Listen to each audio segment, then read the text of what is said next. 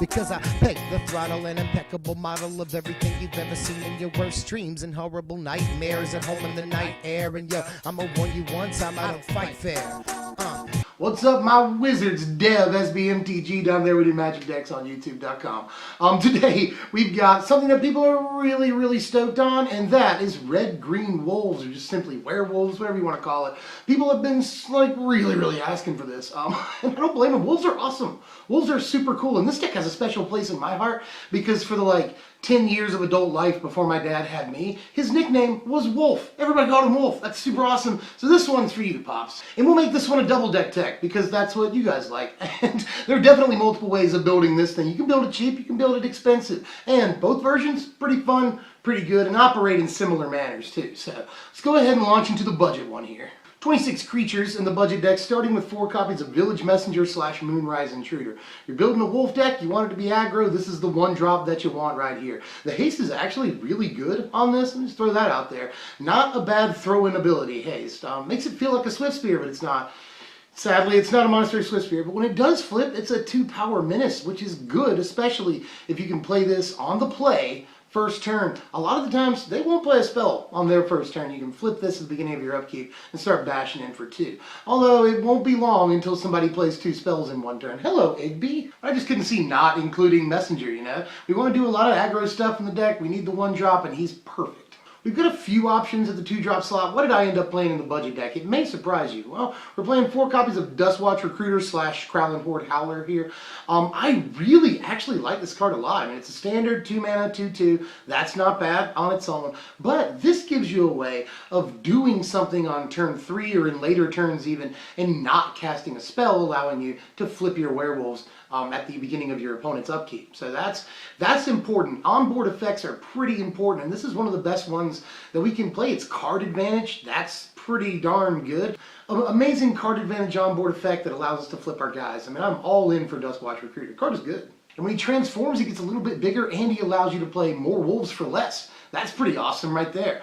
There's a really cool turn sequence where it's like turn 1 Messenger, turn 2 this, turn 3, activate his onboard ability and flip over your guys. That's a cool turn sequence right there. Recruiter has been good for lots of different reasons, and I really wouldn't go without this card. Turns out it's very good. We're playing 4 copies of Scourge Wolf in the deck because I think we have to, Even if we don't activate the Delirium on it, it's still a wolf that costs 2 mana, it's a 2/2, that's fair, and it has first strike, which is good, especially considering we have, buffs in the deck, we have combat tricks in the deck, so first strike can be really important. And if you can Delirium, it's totally possible. We have 4 sorceries, 4 instants, we have Evolving Wilds in the deck specifically because of this card, and to fix our mana, and other reasons. I'll get to more reasons to play Evolving Wilds when we get to the lands, but, and we have creatures, obviously, so we have ways of activating the Delirium, and we can do that as a surprise, by the way, If we have everything except for an instant in the graveyard, if we're 1 instant away from activating Delirium, then if this goes unblocked, we can cast, say, a Titan Strength on it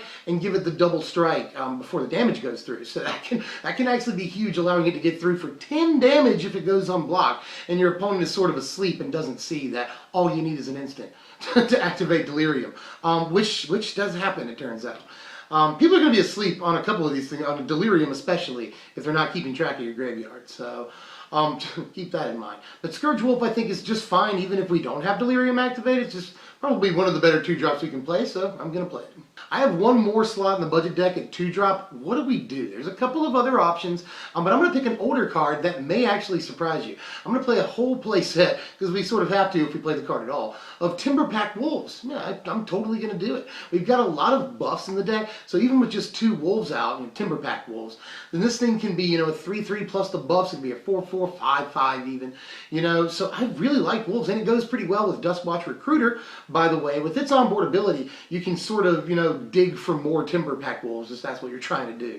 Wolves, I've seen this thing get as big as a 4/4 with a couple of other wolves out, plus buffs making them pretty darn big at the end of the day. So Timberpack Wolves, pretty good 2-drop, and I play it over Pacifist, and I play it over the other thing, the red thing. I actually think this is not a bad 2-drop at all, to be honest with you. It's a good card. But I want to point this out before I move on real quick. As far as 2-drops go, I actually think that you could play something like McKinley Slide Runner or Snapping Gnarlid in this deck and be fine with that too. I mean, the green-red aggro deck, if there is one, is probably not going to be strictly wolves. I mean, it's going to play Zergo in it very likely, Atarka's Command, which is going to be in the competitive version of this deck. But it probably wouldn't be strictly wolves. We're playing other great red and green cards that are aggro-oriented and aren't necessarily wolves. So you could play McKinley Slide Runner in this instead, and the main reason to play it is because this is a way to only play a land on one of your turns and still get some value. The landfall creatures go kind of well with the transform mechanic because we can not play any spells and still do something on our turn, making our creatures bigger. So that's a consideration. In the budget deck, we'll play 4 copies of Silver Fur Partisan, and in the competitive deck, because this guy is the daddy. Like, this guy is really good. So much revolves around this guy when you have one of him in play. The whole world changes, and your opponent has to worry more about targeting your guys, because you're just going to replace them, I love the fact that this works with token wolves, tokens that it creates. It works with. That's pretty awesome. If they try to target a token, you get a token. If they target Partisan himself, you get a token. That's awesome. I don't like Silk Wrap, though, because they can Silk Wrap Partisan and you won't get a token, and your Partisan's gone, so you have to look out for Silk Wrap. Although we are running Natural Stake board to deal with that, and Virulent Plague, specifically because of this card. Partisan's just been super awesome. I mean, I can't really tell you how great this card is on turn 3, and by turn 5 or 6, you can really start getting things going. We're playing Titan Strength in the deck, and just, targeting one of your wolves with a Titan Strength gets you another wolf and a big wolf that you just hit with Titan Strength, you get to scry, So, just having, combat tricks in the deck is good enough, but if they target your wolves with removal, you get another wolf, which can be something like, they don't even want to play removal at that point, and even if they do manage to get rid of Partisan, you still get a wolf. It's just mad crazy. Hey, Ziggy, jeez. It's insane how many wolves you get out of this guy, is all I'm saying. Love Silver Fur Partisan, and he is one of the, top 3 key pieces in the deck. See what you did, Ziggy. And now they're both gone, of course. 4 copies of Breakneck Rider / Neckbreaker, great name pun. And it's sad that the horse dies. That's really sad. But talking about the actual functionality of the card. It's an Anthem effect that provides another ability, in this case, Trample, which is really, really good in a board stall, which this deck is good getting out of board stalls. Silver Fur Partisan helps us go wide, and then this makes the creatures we've gone wide with a little bit bigger and able to punch through for some extra damage. So just the fact that it's an Anthem effect, absolutely automatic playset. Let's play that. And to finish off the creatures, 2 copies of Greer, Reach Bandit, we'll call it Greer, maybe Grier, Reach Bandit / Vilden Pack Alpha. Just a couple of weird names on this thing. But, obviously, good card in that any spells or any creatures that we play that can transform, we can just choose to transform them. Which we're not playing, if you'll notice. Things like Timberpack Wolves, Scourge Wolf, Silver Fur Partisan, all of those don't transform. And I'm trying to play as many creatures there in this deck as we can that don't transform it. We don't have to worry about, okay, how many spells we play this turn? We can't even play a spell if we want to transform these guys. And they can just play 2 spells and transform our guys and make them weak. And we don't have to worry about that with 12 of our guys, which is another reason, by the way, to play Timberpack Wolves. But Grey Reach Bandit, we can play things transformed if we have him transformed. That's not bad at all. Not only that, he gets a little bit bigger, and his just regular creature, human version has haste. That's actually not terrible either, This can come down late in the game and deal 3 surprise damage. And if we have a Titan Strength, it gets even better. So I love surprise damage. Let's play a couple of copies of these. But I don't think it's that important to have our creatures come to play transformed. It's pretty important, don't get me wrong. But again, we're playing as few of those as we can possibly get away with. So this card loses a little bit of prevalence. And we're running so many 3-drops in the deck that I had to cut a couple of them, and I think this is the weakest 3-drop we play. In the spells, we're playing 4 enchantments in the deck. All 4 of them are Howlpack Resurgence, because we absolutely have to. This functions as a combat trick, which can be super awesome, by the way. It's even better than people are grading it on. People, that's good in limited that it's a combat trick. No, it's good in standard that it's a combat trick. Trust me. Also, this can be used to counter Languish. On any guys that we have that are, 4 toughness. Just a way to beat Languish, which the deck really needs, because we die to Languish. We die pretty hard to Languish. It's our biggest problem in the entire format. So we need a way. And this is at least worth mentioning. But again, Anthem effect, you gotta play it for that reason alone. And this one can be used as a combat trick, making it even better. And to finish off the spells, 4 copies of Avacyn's Judgment, because I want to play a sorcery for Scourge Wolf. And I think this is a good one, because it can not only take out early creatures, including Jace, which is pretty important, but it can also, you know, kill 2 small creatures at once. It can kill a small guy and hit them for a damage. And in a piece of super secret tech I've already talked about, you can target 2 of your wolves with this. If you have a Silver for Partisan out, you get 2 more wolves, and the wolves you targeted don't die. 22 lands in the deck, here they are. I mean, Looming Spires is yet another way, especially, you know, later in the game, turn 4, turn 5, to do something without doing anything. You know, we can make a creature a little bit bigger and give it first strike, swing in with it, not play anything else, and then transform our dudes at the beginning of their next upkeep. That can actually be pretty important, and as I've said, Evolving Wilds is also good for that reason too, by the way. We can play a land, fix our mana, and get a land in the graveyard for Scourge Wolf. And that feels like we've accomplished something at that point. But we haven't done anything, and we get to transform our guys if that's what we want to do. So, actually, we get to transform our guys regardless. Ziggy came back, hey.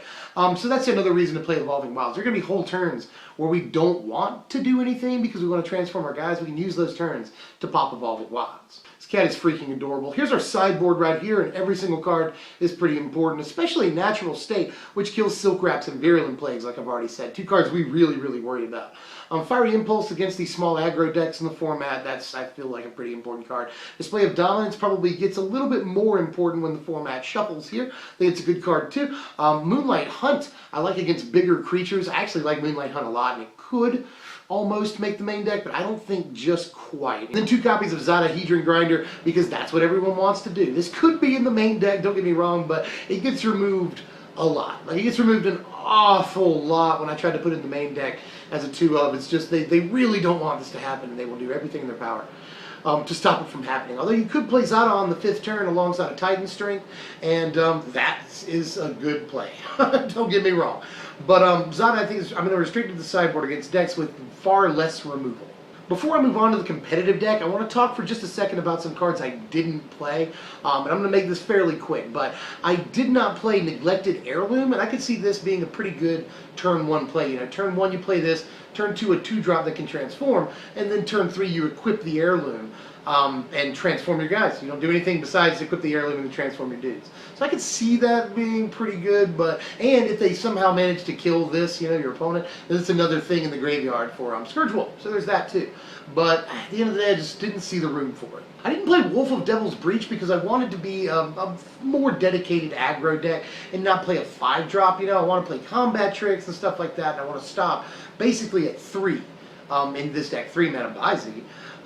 So I just feel like a 5-drop is pretty heavy, and although we are playing Avacyn's Judgment, that'll be a thing to madness by discarding a card. There's a lot I don't like about this card. By the time we hit turn 5, 6, really, because we have to play this, and then next turn activate it. By the time we hit turn 6, we just don't have that many cards in our hand, you know? So Devil's Breach just didn't work, theoretically at least, the way I wanted it to. And the way a lot of players will want it to, you know? It's a decent finishing piece, yes, but it's a little incongruous, is all I'm saying. Here are your power rankings for the budget deck here. A final score of 56. Our resiliency suffers a lot, and that brings down other categories.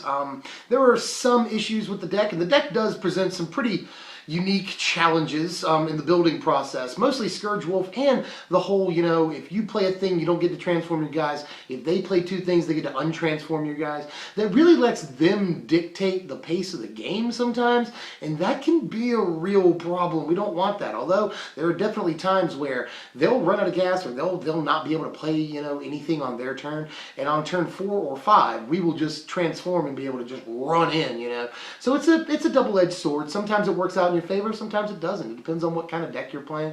But when your dudes finally do transform, that's awesome. Problem is, they're gonna languish you before that. Irradiant Flames, Planar Outburst, whatever they're playing. We are very susceptible to mass removal, and that hurts quite a bit. Although we do have some resiliency plays, Silver for Partisan is pretty good after, you know, following up mass removal. It sucks when it's on the board and you get, you know, swept. But after mass removal, this is a pretty good resiliency play. Not only that, but after they sweep you, a lot of times they're running low on options. So if you are able to play a couple of more guys out of your hand that can transform, you'll often be able to get them to transform fairly quickly. So there are some resiliency plays in the deck, but not a lot. All I'm saying is Languish sucks. That said, the deck can pull off some fairly quick wins, and even though it can operate quickly, it also operates pretty well in board stalls. Any other deck that's trying to build a fairly good board presence, we do pretty well against, because they're going to leave our guys alone for the most part, and we win most wars of attrition because of Silver for Partisan. And our buffs, you know. We've got a couple of different ways of breaking stalemates, and the deck is pretty good at that. Which makes sense as far as the flavor of wolves, you know, just the pack gets bigger and bigger and bigger and starts overwhelming, you know. So in long game situations, the deck is good and can actually be fairly fast too. That said, last thing I'll say about this deck, it is a house of cards, man. You know, if they can start dictating the pace of the game and when you get to have transform guys and when you don't, that can be a serious issue. And it's basically the biggest stumbling block of the deck is that they get to have too much say in what happens. But still pretty fun deck, and against decks that are sort of low on interaction, this can be really, really powerful. Overall, the deck's only going to cost you about 30 bucks to build. Not bad, and a lot of these prices will probably go down. That's the secret that everyone knows about pre-order prices, is that these cards still aren't out yet, and the hype is pretty real at this point. Especially for werewolves. So after a couple of months, people will start opening packs, supply will get better, and the hype will die down. And a lot of these cards will die down in price as well. So the deck may go down to as low as, you know, $15, $20 by the time the dust settles. That's all for the budget deck. Time to move into the competitive deck here. The competitive deck does gain quite a few points just because of the inclusion of a couple of cards here. And we are playing a fairly similar deck. As a matter of fact, 22 creatures in this deck, a difference of only 4, and that difference is the Timber Pack Wolves. We're not playing Timber Pack Wolves in this deck, but every single other creature is the same. 4 copies of Village Messenger, because we need the 1-drop. 4 copies of Recruiter, because he's got an amazing onboard ability that is card advantage. That's just too good to pass up. 4 copies of Scourge Wolf, because we have even more ways in this deck of activating that, because we're playing a Planeswalker, so his Delirium can come online even more easily in this deck. And people gun for Arlen Cord, so, you know, she'll be in the graveyard pretty quickly a lot of the time. We're playing 4 copies of Silver for Partisan as well, because even though Arlen Cord is in this deck and she's the mama, this guy's still the daddy, and we need Partisan. A lot of our game plan revolves around him. We're playing 4 copies of Breakneck Rider still, because Breakneck Rider is an Anthem effect that also helps break stalls, so yes, that. And we're playing the 2 copies of Gryer Reach Bandit, because haste and the transforming guys. Hey, we're playing 4 Planeswalkers in the deck. I was just talking about this lady, 4 copies of Arlen Cord, and she's pretty much as good as everyone wants her to be. You know, I just said that about Soren the other day. Arlen Cord, though, can just take over the game absolutely all by herself. Card is really, really good and can make our small dudes bigger. That's actually, that first ability is better than you think it is. I can guarantee you that. The second ability, Making Wolves, is great. Redundant thing with Silver for Partisan, and with Arlen Cord out and a Partisan too, we can just go extremely wide. And once we do flip her, she gives us another removal option or a way to deal damage to the face. She gives us another Atarka's Command, giving us all of our creatures +1/+1, and another ability. That's really good. And of course, her ultimate's awesome too, but you're not going to ultimate Arlen too much. Just her first 4 abilities, if you want to put it that way, the 2 abilities on the untransformed card and the first 2 on the transform card are just all super dope and really relevant in almost any game situation. So Arlen Cord has been just exactly what this deck needs at the top of the curve. Does everything. Takes out creatures, hits the face, makes more creatures, makes our dudes big, buffs all of our guys. Just Arlen Cord is insane. It's like 5 spells in one. Into the spells here, we're playing 11 of them, starting with 3 copies of Titan Strength. I took it down just by 1 because we're also playing a Targus Command in the deck, so I felt like it was okay to dip this down by 1. Ziggy, you alright down there? He's okay. He's just loving this. But Titan Strength, I feel like, is probably one of the most cuttable cards in the deck, as long as we're only cutting the 1 copy, so I did exactly that. 4 copies of Atarka's Command in the deck. If you have the dollars to play it, you definitely play this freaking thing. Another way to deal damage to the face, which the deck now has a total of like 8 ways of doing in this version of it. So it's like a burn deck with a bunch of creatures, and you can go wide with tokens. It's pretty good, right? But just another way of dealing direct damage with this card. That's pretty awesome. Also, if you want the land drop, you can have it, you know, but mostly we want to deal 3 to the face and buff all of our guys. And I'm still playing 4 copies of Avacyn's Judgment. I just think it's that important to take out early guys, bust 2 dudes, sometimes hit them in the face, take out Jace. You know, it's just, the card is, I'm telling you, the card is good. And that trick is not to be, you know, discounted. Being able to hit 2 of your guys and get 2 wolves if you have a partisan out is actually pretty awesome. Because there's really not much in the format that they're like, okay, deal 1 to that guy now. Like, it's really, they're not going to do that. It's not going to happen. And here are the lands in the deck. Being able to add Cinderglade and Game Trail are both, that's really, really good. I mean, if you have the money in the budget deck, add these. And I would suggest going ahead and getting these. You know, these cards just work so well in conjunction. They still allow us to build 3 colors if that's what we desire. I just love the way these cards work together. Battle lands, and I guess we're calling them hand lands for the time being. So, yeah, and Evolving Wilds is still in there because Scourge Wolf. And again, we have whole turns where we don't want to do anything. So we can just pop an Evolving Wilds. And here's the sideboard. You'll note that it's the exact same sideboard as the budget deck. I think we can get away with that because the budget deck sideboard really handles a lot of the problems that we have. Other than Languish, I just really don't know what to do about master removal. We could play Inspiring Call or something, but I'm really just mostly worried about Languish. That's the thing people are playing, so, and that doesn't help against Languish. So I'm not totally sure what to do. And here are the power rankings in the deck. A final score of 65. That's right. Mostly Arlen Cord and Atarka's Command will bring it up 9 whole points. That's because our offense increases fairly dramatically. It's just a 1 point difference, but that's like, you know, the difference between really a 7.1 and like an 8.4. You know, it's like a huge, big difference there. So there's that. And Arlen Cord just helps with our resiliency a lot. Following up a Languish with an Arlen Cord it's like it never happened. You know, it's really awesome. So Arlen, it really helps out the deck by a lot, and obviously increases the power level of the deck by a lot too. So that giant boost in the score is very well deserved. That's all I've got for now. What are we doing next time? Well, I put out my top 10 upcoming decks video. Check that out if you haven't seen it yet. And what everyone seems to be the most excited by is probably blue-black zombies and Jund. Those are the 2 things people really want to see. People also like the idea of humans, so I'll probably be working on that. But I'm already working on Jund. I've been working on that for a while. So I'm probably going to bring that to you next. I feel like blue-black zombies is going to be a really synergistic deck that works together a lot. So a lot of moving parts. I want to spend some time on that one. Though Jund, I've been working on for a while, and it's more or less a good stuff deck, so it's almost ready for you. If you enjoyed the content, just do me a solid. Like, share, comment, do all the things. You know, subscribe if you're new, or if you just have been watching me forever and you haven't subbed yet. That would mean a lot to me if you did it. Please. Begging. Anyway, I'll see you next time. I'm Deb from SBMTG. This is Ziggy, the cutest cat on the internet. I will stake my claim. Cutest cat on the internet there's a million cats on the internet. But you are the one, man. You don't even care. That's the best part about it is you don't care. You're just so chill. But yeah, we'll see you guys next time. Thanks for watching, my wizards.